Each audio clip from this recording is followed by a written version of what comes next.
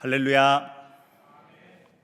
저는 지난 6월까지만 해도 부산의 옆 동네에 있는 반송에 있는 새누리교회에서 부교역자로 사역하던 허승현 목사라고 합니다. 하나님의 부르심을 받아서 6월에 목포 지역에 있는 파송교회를 만나서 현재 그 교회에서 파송을 앞두고 사역을 감당하고 있습니다. 제가 이것을 말씀드리는 이유는 조정희 목사님께서 말씀해 주신 것처럼 10년간 이민 생활 이후에 끝없는 땅끝 인생을 살고 있기 때문입니다. 저는 성공을 바라며 23살 군대를 제대하고 그 직후에 브라질 드림을 꿈꾸면서 그 땅을 향해 나아갔습니다. 그러나 하나님은 성공이라는 그 깨지지 않는 완고한 마음을 철저히 부서뜨리셔서 정말 모래알과 같은, 정말 티끌과 같은 존재가 되게 하시고, 하나님께서 보내시는 모든 곳에서 복음을 전하며 많은 이들과 함께 마지막 때에 하나님의 그 선교의 뜻을 이루게 하시는데 쓰시고자 저를 이리로 저리로 옮겨 다니면서 사용하고 계신 줄 믿습니다. 그 첫 번째 땅이 브라질에서 서울로 가서 사역했던 일이었고요. 그 다음이 서울에서 부산으로 가서 약 5년간을 사역했던 일이고, 그것이 부족하셨는지 현재는 목포로 보내셔서 사역을 감당하고 있습니다. 저를 후원하시고 저를 위해 기도해 주시는 이 대한민국 땅에는 적어도 서울, 부산, 목포가 있는데, 그 중에서도 오늘은 이 신부산교회에 선교 기도회로 불러주셔서 믿음의 동역자들을 일으켜 세우시는 줄 믿습니다. 하나님의 크신 뜻이 우리와 함께 하시며 선교를 통해 영광 받으실 일들이 신부산교회를 통해, 그리고 저희 선교사 가정을 통해 흥왕하게 되는 역사가 함께하기를 간절히 소망합니다. 오늘 본문의 말씀은 다니엘서입니다. 다니엘서는 우리가 너무나도 잘 알고 있는 것처럼 하나님의 나라가 멸망한 것과 같은 그 시대에 하나님께서 다니엘과 세 친구에게 불의한 세상을 살아갈 수 있는 능력을 주시고 그렇게 믿음으로 살아가게 하신 말씀이라는 사실을 우리는 너무나도 잘 알고 있습니다. 특별히 다니엘에게는 꿈과 환상을 해석할 수 있는 은사를 하나님께서 주셨는데, 이것은 다니엘서 2장부터 6장까지 역사를 주름잡던 왕들을 근심하게 하고 번민하게 하는 하나님의 계시를 해석하게 하는 능력이 되었습니다. 바로 그 은사를 힘입어서 다니엘은 격동하는 세상 속에서도 하나님의 뜻을 전할 수 있었습니다. 그리고 이어지는 7장부터 12장까지의 이 말씀에서는 왕들이 아니라 다니엘에게 하나님의 계시의 말씀이 선포됩니다. 그런데 조금 이상합니다. 7장 말씀에서 15절과 28절을 보시면 모든 꿈과 환상을 해석해내던 다니엘이 바로 계시된 환상을 이해하지 못하는 모습을 보여주고 있음을 우리가 확인하게 됩니다. 심지어 천사가 그에게 와서 해석을 해줘도 깨닫지를 못합니다. 7장, 8장, 9장에 이어서 이러한 현상들이 계속되며 이해하지 못하거나 아파하거나 다른 말을 하는 다니엘의 모습을 발견하게 됩니다. 그 중심에 이런 표현이 있습니다. 다니엘의 중심이 근심하게 되고 번민하게 되었더라. 무엇이 다니엘로 하여금 계시된 환상으로부터 근심하고 번민하게 만들었던 것일까요? 본문의 7장의 환상의 배경은 이렇습니다. 바벨론 역사상 가장 잔인한 폭군이라 불리던 벨사살 왕, 그가 다스리던 원년에 이 계시의 환상이 다니엘에게 임하였는데, 그 환상에 따르면 바벨론 왕국 이후에 여러 나라들이 멸망하고 도래하기를 반복한다는 것입니다. 여기에 등장하는 내 짐승은 내 나라를 의미하고 열뿔은 열왕을 의미합니다. 이 내용이 다니엘을 근심하게 하고 번민하게 했다는 것입니다. 성경이 우리에게 알게 하는 부분이 딱 거기까지입니다. 내 짐승, 내 나라를 의미하지만 구체적으로 그것이 어떤 나라를 의미하는지, 열뿔이 왕을 상징하지만 그 왕이 누구를 가리키는지, 마지막 작은 뿔이 의미하는 고약한 왕은 누구인지 성경은 분명하게 우리에게 말해주지 않습니다. 반면에 성경이 환상을 통해서 확실하게 알게 하는 것이 있습니다. 그것은 잔인한 폭군 벨사살이 전부가 아니라는 것입니다. 벨사살보다 더 악하고 무자비한 나라들이 곧 도래할 것이라는 것입니다. 쉽게 말해서 바벨론의 벨사살의 치하에서 포로로 살아가고 있는 다니엘을 위시한 남유다 백성들의 상황은 날이 갈수록 어떻다는 것입니까? 더 나빠질 일들만 남아있다는 것입니다. 조금 더 나아질 기미가 보이지 않는다는 것입니다. 이것이 바로 다니엘에게 계시된 환상이 보여주는 바입니다. 이토록 다니엘을 근심하고 번민하게 한 계시의 환상을 통해 선포된 역사는 단순히 바벨론의 포로를 살아가던 남유다 사람들만의 역사가 아닙니다.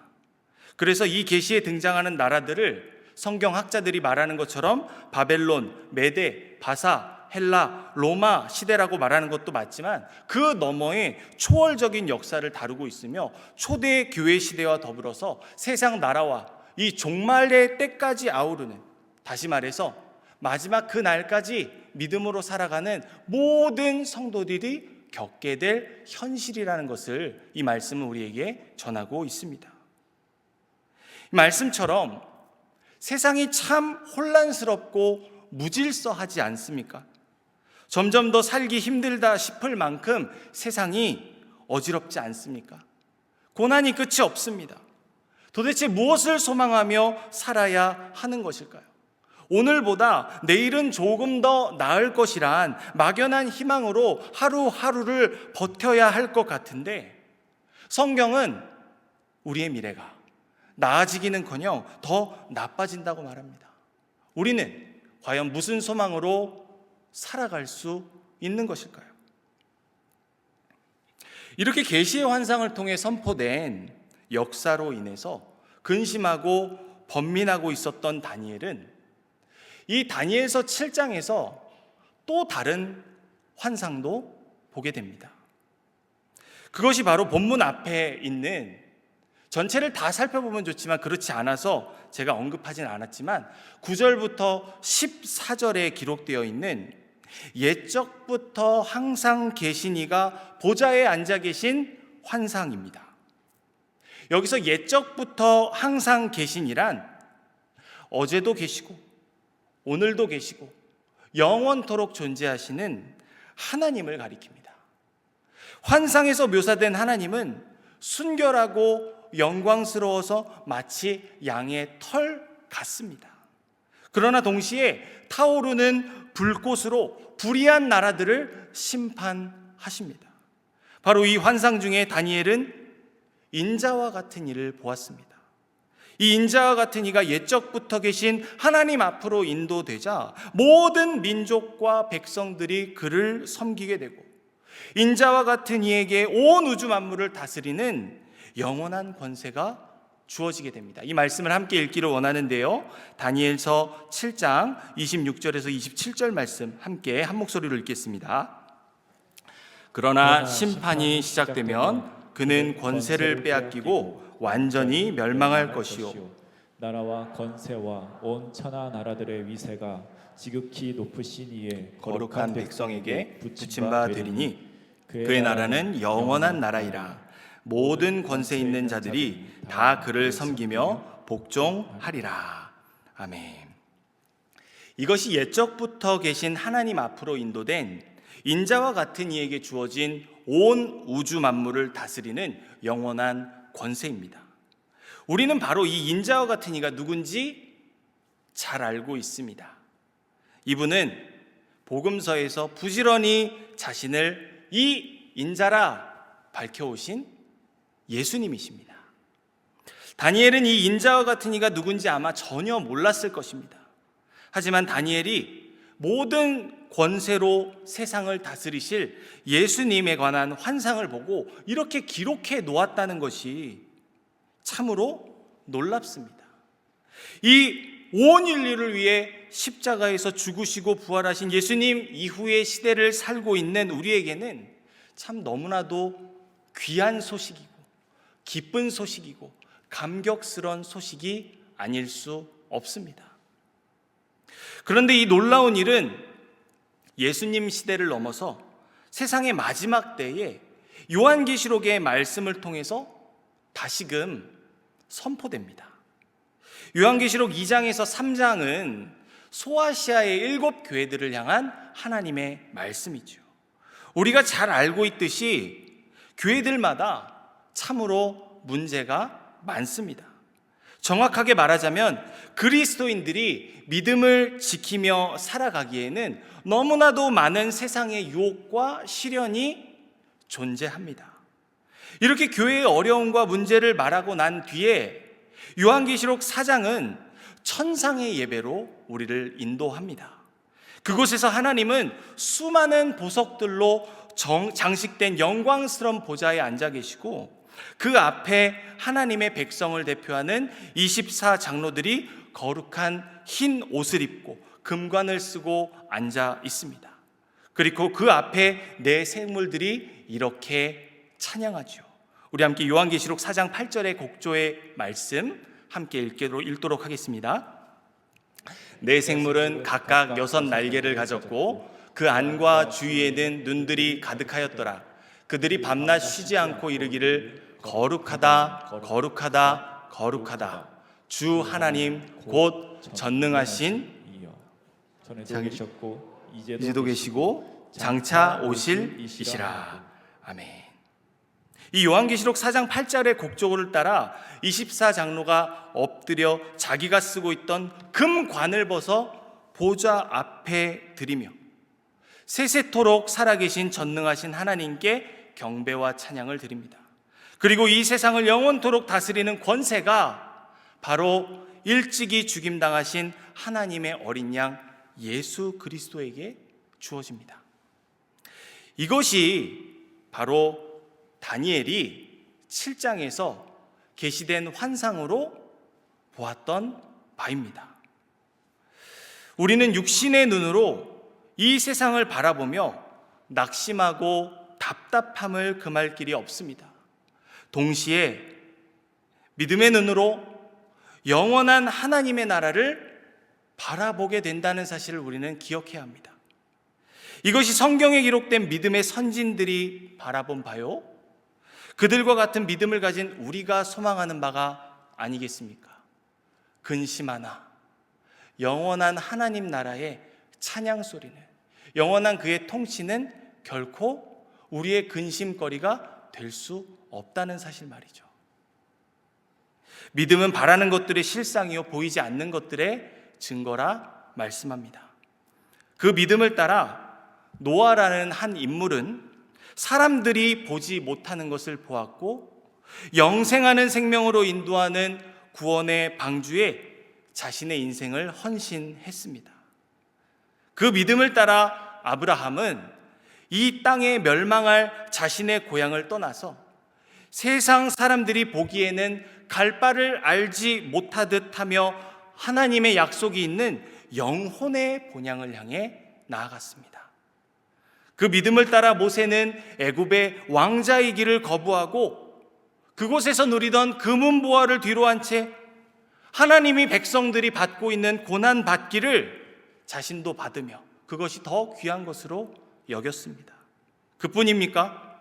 수많은 선교사님들은 그 믿음을 따라 지금도 세계 곳곳에서 가난과 질병과 싸우면서 복음을 위해 살아갑니다. 그들은 근심하게 하고 번민하게 하는 세상 가운데에서 과연 무엇을 보며 무엇을 집중했던 것일까요? 믿음이 안겨주는 성공입니까? 형통입니까? 저는 성공도 형통도 아니라고 생각합니다. 믿음의 선진들은 이 땅에서의 고난과 환난 속에서 오늘 말씀의 다니엘처럼 하늘에 천상의 예배를 바라보았습니다. 거룩하신 하나님의 영광스러운 보좌와 그분의 우편에서 온 운주 만물을 영원토록 다스리시는 예수 그리스도를 믿음으로 바라보고 만족하며 기뻐하고 그것이 내게 주어진 것이라는 사실로 감사했다는 것입니다. 무엇이 우리에게 진정한 위로입니까? 이 세상에, 이 불의한 세상에서 조금 있으면 나아지고 괜찮아질 것이라는 말은 위로가 아니라 거짓이라는 것을 우리는 알고 있습니다. 믿음의 사람에게 진정한 위로란 오늘 본문이 보여주는 바입니다. 세상이 입혀준 겉옷을 두르고는 결코 누릴 수 없는, 오직 예수 그리스도의 보혈의 공로로 덧입은 거룩한 의의 옷을 입고서만 누릴 수 있는 위로, 그것은 믿음의 사람에게는 멸망하지 않는 하나님의 나라가, 흔들리지 않는 하나님의 나라가 있다는 것입니다. 이것이 바로 예수 그리스도의 믿음 안에 있는 우리가 이 땅에서 누리는 세상이 줄 수 없는 하늘의 부요한 은혜가 아니겠습니까? 사랑하는 신부산 교회 성도 여러분들, 다니엘에게 임한 환상의 계시는 여전히 진행 중에 있습니다. 이 땅에는 난폭한 짐승이 끊이지 않습니다. 마지막 때에 짐승의 우두머리인 옛 뱀이 올라오기까지 계속됩니다. 그 속에서 우리는 지치고 두려운 나날들을 맞이합니다. 그러나 믿음의 눈을 들어 옛적부터 계신 하나님과 인자와 같은 예수님이 계신 영원한 하나님의 나라와 그곳에 펼쳐져 있는 천상의 예배를 바라볼 수 있다면 우리도 웃을 수 있고 기뻐할 수 있고 인내할 수 있습니다. 다니엘이 환상을 통해 바라본 지긋지긋한 전쟁 이야기의 끝은 바벨론 대신 메대, 페르시아, 헬라, 로마 대신 이스라엘이 강대국이 되라는 것이 아닙니다. 그것은 하나님 나라의 왕이시며 자기 백성을 저들의 제약에서 구원해내실 메시아, 구원의 기쁜 소식이신 이 예수님을 땅끝까지 전파하며 영원하신 하나님의 나라가 이 땅 가운데 임하게 하라는 것입니다. 우리에게 주신 이 기쁜 소식을 널리 전하라는 것입니다. 물이 바다 덮음같이 여호와를 아는 그 지식이 온 세상 가운데 넘쳐 흐르게 말입니다. 모두가 함께 기뻐할 수 있게 말입니다. 소망이 없는 그들에게 소망을 전해주면서 말입니다. 바로 이 하나님의 정하신 기쁘신 뜻을 이루는 것이 영원하신 하나님 나라의 시민권을 가진 교회로 부름받은 우리가 강하여 용맹을 떨쳐야 할 복음 전파의 사명이요 선교의 사명이 아니겠습니까? 그러므로 우리의 믿음의 눈을 들어 다시금 영원한 하나님의 나라를 소망할 수 있기를 바랍니다. 고난이나 형통이나 오늘 하나님께서 그런 것들을 내게 주신다면 감사함으로 담대함으로 받으며 모든 겸손과 진실로 하늘을 향해 순례의 길을 떠나는 믿음의 나그네의 길을 소망합니다. 그 믿음 때문에 비록 다니엘처럼 번민하고 근심하며 아파하고 깨닫지 못하는 아픔을 겪게 되더라도 그 믿음이 우리를 하나님의 나라를 바라보게 하고 하나님의 품으로 능히 인도해낼 줄 믿습니다. 예수님께서 그 아버지의 품에 안겨 계신 것처럼 말이죠. 이 믿음이 이깁니다. 이 믿음 따라 불의한 세상에서 영원한 하나님 나라를 향해 거룩한 믿음의 발걸음을, 소망의 발걸음을 옮기며 구원의 기쁜 소식을 전하는 전도자의 삶으로 열방을 거룩하신 하나님의 품으로 인도하는 선교의 사명을 감당하며 영원하신 하나님께 존귀와 영광을 돌리며 살아가시는 모든 신부산교회 성도 여러분들 되시기를 간절히 소원합니다. 아멘. 이처럼 천상의 예배가 펼쳐진 영원한 하나님의 나라와 구원의 복음이신 예수 그리스도를 모든 곳에서 모든 곳으로 전파하는 선교 사역을 감당해야 하는 것이 우리의 사명인데, 마지막 때까지 그 소망을 전하는 것이 그리스도의 몸된 교회에게 맡겨주신 사명인데, 우리가 마주하고 있는 현실은 어떻습니까? 제가 코로나 목사라는 별명을 가지고 있습니다. 여기 앉아 계신 조정희 목사님께서 그때 목사 고시를 볼 때 안수해 주신 한 분 목사님이시기도 한데요, 그 안수를 받고 이제 부임 설교를 하라고 교회에서 설교를 했는데, 그 설교를 하고 난 다음에 월요일에 전화가 왔습니다. 확진자가 있었습니다. 그러고 난 다음에 교회가 전수조사를 했고 폐쇄 조치를 당하게 되고 여러 일들을 겪으면서 청년들이 영명에 이르게 되는 현실을 맞고 그 청년을 맡았습니다. 다행히 그 청년부가 35명까지 회복하고 저는 목포로 떠나게 됐는데, 우리가 마주한 현실이 어떻습니까? 코로나 사태와 전쟁을 비롯한 여러 가지 이유로 선교의 문이 닫혀가고 있는 안타까운 현실을 살고 있지 않습니까? 그럼에도 불구하고 지금 이 시가에도 모든 민족들이 한데 어우러져서 작은 지구촌을 이루고 있는 브라질이라는 나라를 저는 여러분들에게 소개해드리고 싶습니다. 남미의 대국이자 모든 곳에서 모든 곳으로 선교할 수 있는 브라질이라는 땅은 더 이상 선교의 선택이 아니라 필수라고 저는 감히 말씀드리고 싶습니다. 여기서 브라질에 대해서 간략하게 소개드리도록 하겠습니다. 영상을 띄워주시면 감사하겠습니다. 저희 가정이 준비한 브라질 선교 사역을 소개해드리려고 하는데요, 저는 다시 한번 말씀드리지만 허승현 목사라고 합니다. 아직 선교사 임명을 받지 못해서 그러한 호칭을 사용하고 있는데, 그리고 아내 전지영 사모가 있고요, 그리고 자녀로는 에녹, 엘리야, 라헬이 있습니다. 네, 저희 가정이 사역하고자 하는 그 브라질 땅을 잠시 소개해드리겠습니다. 여러분이 알고 있는 브라질이라는 나라는 브라질 연방공화국이라는 이름을 가지고 있습니다. 그리고 브라질이라는 이름은 여러분께서 저 화면에서 보고 계시는 나무 껍질을 벗겨내면 나오는 색깔이 있는 저 나무가 브라질 나무라고 하는데요, 바로 이 나무에서 나라의 이름이 유래되었습니다.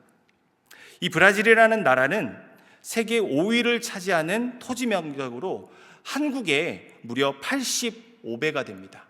그리고 세계에서 7위를 차지하는 약 2억 1,000명 정도의 1,000만 명 정도의 인구가 2020년 기준으로 그런 인구가 살고 있는 남미 최대의 나라로, 대부분 이 남미 중남미 지역에서 스페인어를 사용하는 것이 대부분인데, 이곳에서 유일하게 포르투갈어를 사용하고 있는 나라입니다. 그러니까 브라질에 와서 사는 사람들은 인종이 어떻든 나이가 어떻든 무조건 다 포르투갈어를 사용해야 하는 공통점을 가지고 있습니다.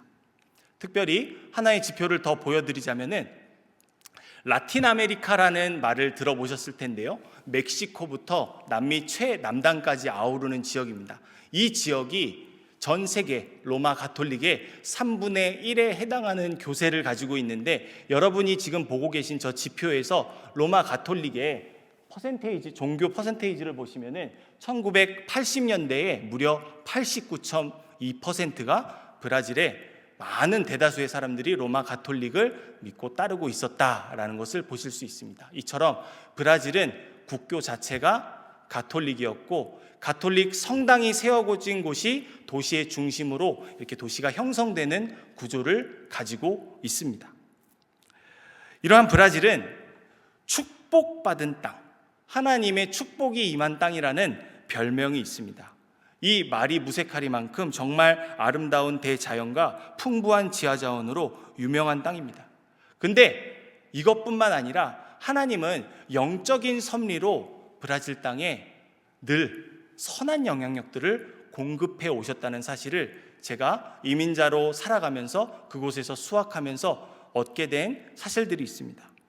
이 땅에는 우리가 개신교의 뿌리라고 할 수 있는 종교개혁이 일어났던 16세기에 프랑스와 네덜란드라고 하면은 숱한 순교의 피를 흘리며 그 복음을 지켜내기 위해서, 바른 신학을 지켜내기 위해서 싸웠었던 개혁자들이 있다는 것을 알고 있는데요, 브라질 땅에는 무려 그 16세기 종교 개혁이 시작되고 한참 흥황하던 때에 칼빈이라 하는 종교 지도자와 종교 개혁자와 가까이 했던 동급생들, 그리고 측근들이 브라질 땅으로 넘어가서 그곳에서 신학을 전하고자, 종교를 전하고자, 개신교를 세우고자 했던 역사적 섭리의 사실들을 살펴볼 수 있었습니다.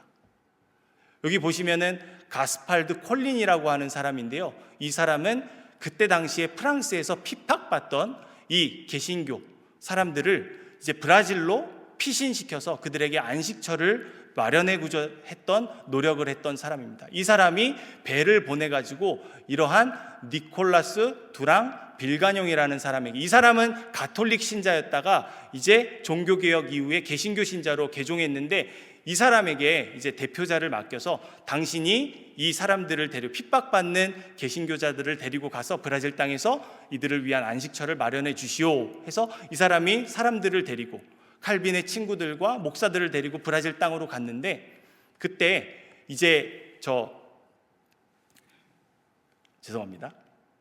이 가스팔드 콜리니와 칼빈에게 서신을 보내서 이곳에서 우리가 이런 왕성한 사역을 하기 위해서는 목회자들을 보내주셔야 합니다 하는 서한도 보냈던 역사적 기록들이 남아져 있습니다. 그래서 이 사람들이, 여러분 리오데자네이루라고 한번 들어보신 적이 있을 것입니다. 브라질에서 올림픽이 열렸던 지역이기도 한데요, 그곳에 가까이 있는 과나바라라고 하는 섬에 정착해서 이렇게 개신교의 꽃이 피울 수 있는 저변들이 마련되었던 순간들이 있었습니다. 하지만 그것은 오래가지 않았습니다. 계속된 로마 교황청의 그 브라질 땅을 차지하려고 했던 시도들, 그리고 이전에 개종했던 이 사람, 바로 니콜라스 두랑 빌가뇽이라는 사람이 가톨릭에서 개신교로 바꿨지만 라질에 도착하자마자 다시 속내를 비치면서 함께 갔던 이 개혁자들을 핍박하고 이들에게 너희의 입장을 밝혀라 라고 핍박을 가하면서 종교적 입장을 표명하라고 했을 때, 그곳에 있었던 칼빈의 친구들과 개신교도들은 우리는 이 신앙을 버릴 수 없습니다 라고 해서 그들이 강요했던 가톨릭 신앙을 버리고 개신교의 신앙, 개혁주의의 신앙을 고백하고 장렬하게 순교의 피로 그 땅에 물들어 있는 아주 슬픈 역사가 있습니다. 뿐만 아니라 네덜란드 개혁주의자들도 그 땅에 선한 영향력들을 미쳤는데요, 그들은 북동부 지역에, 브라질의 북동부 지역에 거주를 하면서 어떤 영향력들을 미쳤냐면은, 이 히스베르투스 푸치우스라는 신학자인데요, 칼빈에게 큰 영향을 받아서 아주 개혁 신학을 네덜란드 땅에서 개진하며 네덜란드가 전 세계로 뻗어나갈 때 신학적인 토대를 놓았던 중요한 사람입니다. 근데 이 사람의 영향을 받은 신학자들이 브라질로 가서 했던 일들이 아주 의미가 있습니다. 1630년부터 54년까지 여러분 제가 나열하고 있는 1번부터 7번까지의 이러한 역할들을 해냈는데요, 22개의 조직교회를 형성하고 미자립교회를 설립하고 2개의 노예와 1개의 대회. 여러분 저 밑에 보시면 5번에 원주민들에게 전도와 교육 실시, 목사 안수를 줬다고 합니다. 저 때 당시가 쉽게 말해서 신대륙 발견 시기입니다. 그리고 식민지를 개척하던 시기입니다. 식민지를 개척하는 나라에서 원주민들에게 전도와 교육을 실시한다, 목사 안수를 실시한다, 이전에는 없었던 일들입니다. 마지막에 보시면은 6번에 아메리카 대륙 최초의 천문 관측소를 설립했다고 합니다. 아니 식민지 국가에 저런 교육적 인프라를 세우는 나라가 어디 있겠습니까? 지역의 동식물군을 연구하는 연구소를 설립했다니요. 근데 이게 다 말이 아니고요, 제가 자료를 찾아보니까 브라질 땅에 이러한 역사적 근거들이 있다는 사실을 밝혀낼 수 있었습니다. 이러한 학문과 병행하는 건건에 대해서 실천했고요, 글없는 원주민들에게 언어를 확립하는 일에 중점을 두었고요, 무엇보다 무분별한 착취가 아니라 공존하며 상생할 수 있는 방법을 추구했던 개혁신앙의 선교에 있어서 매우 중요한 한 획을 그었던 역사적 자치가 브라질 땅에 있습니다. 그러나 안타깝게도 이렇게 이방인을 개종하고 교회를 설립하고 하나님의 은혜와 영광을 현현을 하여 하나님 중심적 선교가 꽃피워지기를 열망했던 개신교의 모든 역사들은 가톨릭의 시도로 인해서 처참하게 짓밟혀졌고, 그들의 뿌렸던 모든 선교와 열정과 복음의 씨앗은 순교의 피가 되어서 여전히 브라질 땅에 잠들어 있는 상황입니다. 가톨릭이 모두 짓밟았다고 했는데, 가톨릭은 그 땅에서 한 일이라고 한다면은 인본주의를 앞세워서, 교권주의를 앞세워서 사람들을 억압하고 탄압하는 일들을 했습니다.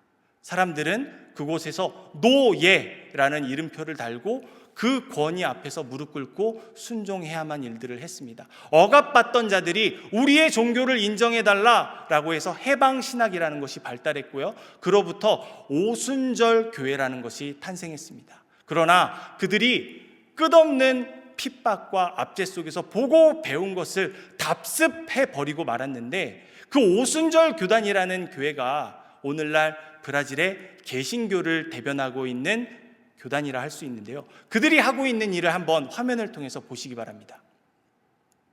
포르투갈어로 땡플로지 살로몬이라고 합니다. 솔로몬 성전입니다. 레바논에서 백향목을 들여오고 성경에 기록되어 있는 석수쟁이들이 다듬던 그 돌을 가져와서 실제 규모로 세워놓은 솔로몬 성전입니다. 화려하지 않습니까? 성전은 이미 이 땅에 오신 예수 그리스도인데 무엇으로 만족을 못하고 있는 것일까요? 성전 내부입니다.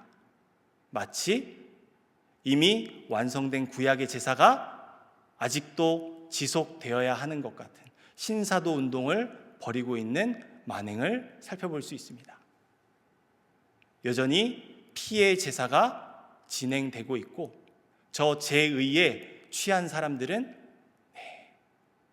저 잘못된 신학과 교리로 끌려가고 있는 모습들을 보여주고 있습니다. 세계 선교의 지표에서 브라질이라는 나라가 선교 2위 국가를 차지하고 있습니다. 그런데 이런 불건전한 신학으로 무장되어 있는 브라질 땅의 개신교가 하고 있는 선교는 오히려 선교를 하지 않는 것이 더 마땅하다고 할 수 있습니다. 지표를 하나 가져와 봤는데요, 여러 가지 숫자들이 있습니다. 가장 먼저 있는 저 수치는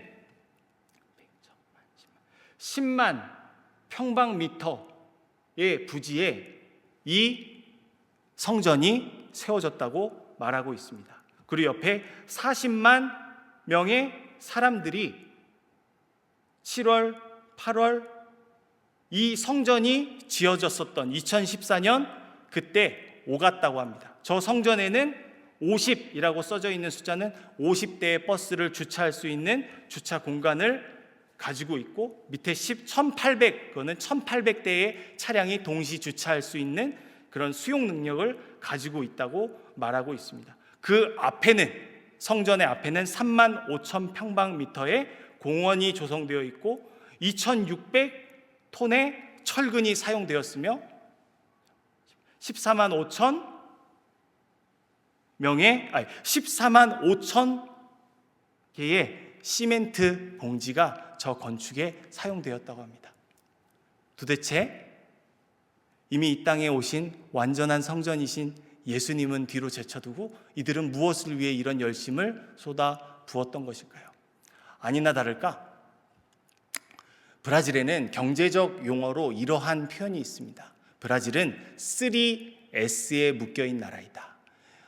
이 단에서 이런 표현을 해서 죄송하지만 저 3S로 대변되는 여러 만행들이, 저렇게 종교심이 많고 종교적 인프라가 갖춰져 있으며 모든 이들이 선한 영향력을 공급받을 수 있는 나라라면 왜 과연 이 브라질이라는 땅은 여전히 저 3S에 사로잡혀서 인간의 욕망을 드러내는데 혈안이 되어 있는 것일까요? 의문을 던지지 않을 수가 없습니다. 저는 이렇게 말하고 싶습니다. 하나님께서 브라질 땅을 모든 민족들이 한데 모여서 지구촌을 이루고 있는 땅에 뜻이 있으셔서 이미 종교개혁 시대부터 선한 영향력을 공급하시고자 개신교의 종교개혁자들의 선한 영향력을 공급하셨는데, 그것은 하나님의 은혜라 영광을 드러내는 것이며 왕권주의와 신본주의를 따르는 것인데, 사람들이 인간의 욕망을 드러내는 땅으로, 교권주의와 인본주의가 물들인 땅으로 변화시켜 놓았다라고 말하고 싶습니다. 그렇다면 한국은 이 브라질 땅에 어떠한 기여를 할 수 있을까? 여러분이 신부산교회와 제가 속한 이 교단, 합동교단은 무려 116년의 순교신앙의 역사를 가지고 있는 교단이라는, 자랑스러운 교단이라는 사실을 여러분 알고 계십니까? 우리들은 순교자들이 흘린 피 위에 세워진 교회입니다. 그 순교신앙을 가지고 있는 이 교단 출신의 GMS의 파송을 받아 선교하는 선교사가 그 땅에 잠들어 있는 순교의 피, 바른 신앙을 일깨울 때 하나님은 과연 어떤 역사를 일으키실 수 있다고 생각하십니까? 선교의 동력이 사라져가고 그 힘을 잃어가고 있을 때 브라질이라는 나라를 통해서 힘있게 선교할 수 있는 동역자를 일으켜 세우실 줄 믿습니다. 저희는 그래서 이러한 선교 전략들을 잠정적으로 세워보았습니다. 현지인들이 스스로 자생할 수 있도록 돕는 역할, 단순히 재정을 지원하고 간헐적으로 여행 가듯 방문해서 단기 선교를 하는 것으로 끝나는 것이 아니라 지속적으로 그들에게 선교 사역과 필요를 공급해 줄 수 있는, 무엇보다도 교육 인프라를 제공하고 그들이 스스로 일어설 수 있는 것, 무엇보다 그곳에서 선교사가 털을 잡고 모든 것을 다 이루어가는 것들이 아니라 현지인들이 하나님의 은혜와 영광을 드러내는 선교사로 동원될 수 있는 이러한 사역들을 이루어내고자 합니다. 시간이 오래되었지만 저희 가정이 그러한 덕목들을, 그러한 강조점들을 정리해서 이러한 사역을 하고자 소개드리며 이 시간을 마치도록 하겠습니다. 첫 번째는 신학교육과 제자훈련입니다. 하나님의 말씀을 전통적 개혁신학을 통해서 선포하는 성경의 전문가로 양성하는 일을 감당하고자 합니다. 그래서 하나님께서, 사실 저는 지금 한국에 모국에 나와 있는 것이 아니라 유학을 나와 있습니다. 많은 분들과 많은 좋은 영향력들 속에서 공부를 했고 그 공부한 것들을 이제 가져가서 그곳에서 전하는 사역을 감당하고자 합니다. 또 이주민 선교입니다. 저는 이스라엘에서 이민 오신 할머니와 부동산 거래를 한 적이 있습니다. 아랍 출신 상인과 비즈니스 거래를 한 적이 있습니다. 중국인 상인과 경쟁을 하면서 사업을 했던 경험이 있습니다. 심지어 얼마 몇 달 전에 선교 훈련을 받으면서 브라질 땅의 세터민들이, 북한 사람들이 무려 200여 명이 되는 공동체가 있고 그들이 선교적인 역할들을 도모하기 위해서 기도하고 있다는 소식을 접하게 되었습니다. 무엇을 말할 수 있는 걸까요? 제가 언급드린 이 모든 나라들은 공식적으로 선교가 할 수 없는 나라입니다. 하지만 이들을 선교 동력화할 수 있다면 마지막 때에 선교의 문이 닫힌 그곳에도 얼마든지 선교할 수 있을 거라 생각합니다. 그리고 이 모든 것들을 보다 효율적으로 접근하기 위해서 한글 학교를 운영하며 사역을 감당하고자 합니다. 여러분이 잘 아시고 있는 것처럼 한국의 여러 귀한 문화들이, 귀한 가치들이 전 세계적으로 아주 우수하게 평가를 받고 있습니다. 그 중에 핵심에 있는 한국어 교육을 통해서 많은 사람들의 흥미를 유발시키고 그들이 복음 가운데로 나아오게 한 후에 그들에게 양질의 복음을 전하고 하나님의 나라와 우리가 정말 영원토록 기뻐해야 할 소망이 무엇인지를 전하여서 그들로 하여금 선교하게 하고 그들로 하여금 하나님께 영광을 돌리는 사역을 감당하고자 합니다. 이러한 선교 사역을 통해 복음으로 모든 곳을 연결할 수 있는 선교적 허브로서의 잠재력을 가진 브라질에서 자이든 타이든 이곳에 모여 사는 수많은 민족들과 함께 하나님께서 맡기신 마지막 때의 선교 사업을 저희가 완수해 내고자 합니다. 분명히 미약하고 부족한 발걸음일 것입니다. 하지만 이 자리에 앉아 계신 여러분들께서 함께 기도로 협력해 주신다면, 신부산교회가 함께 동역하는 교회가 되어주신다면 능히 이러한 사역들 감당해낼 수 있을 줄 믿습니다. 하나님께서 우리에게 맡겨주신 이 마지막 때의 사역 보다 효율적으로 주님께서 기뻐하시는 일들을 이루면서 하나님께 영광 돌리며 하나님의 은혜로 충만한 삶을 사시는 모든 성도 여러분들 되시기를 간절히 소망합니다. 시간 함께 기도하도록 하겠습니다. 사랑과 은혜가 많으신 아버지 하나님, 주신 말씀을 통해 우리가 영원토록 소망해야 할 가치가 무엇인지를 살펴보게 하심에 감사합니다. 썩어질 세상이 아니라 영원한 하나님 나라와 그곳에서 영원토록 울려 퍼지는 영광스러운 예배를 이 땅 가운데에서 우리의 삶을 통해 이루어갈 수 있도록 역사하여 주시옵소서. 아버지 하나님, 우리의 힘만으로는 다 감당할 수 없음에 아버지 하나님께서 저 땅 끝에 브라질이라는 나라를 준비해 주시고 많은 동역자들과 함께 그 땅이 잠들어 있는 순교의 피를 일깨워서 하나님의 기쁘신 뜻을 이루는 동역자로 세워주실 일들을 소망합니다. 바라고 소망하기는 우리의 능이 아니요 성령의 충만하신 은총을 힘입어 우리를 부르시는 모든 곳에서 주님의 기쁘신 뜻을 이루며 주님께 영광 돌리는 그리스도인으로 살아갈 수 있도록 역사하여 주옵소서. 이 일을 위해 비전을 선포하시며 신부상교회를 이끌어 가시는 조정희 목사님과 여러 당회원들과 아버지 하나님 섬기는 모든 손길들 위해 지와 명철로 더하여 주셔서 마지막 주님의 품에 안기는 그날까지 주님의 기쁘신 뜻을 이루며 우리에게 맡겨주신 선교의 가업을 이루어가며 영광 돌리는 삶을 살 수 있도록 인도하여 주시옵소서. 감사드리며 이 모든 말씀 우리를 구원하시며 영원한 생명으로 인도하시는 예수 그리스도의 이름으로 기도합니다.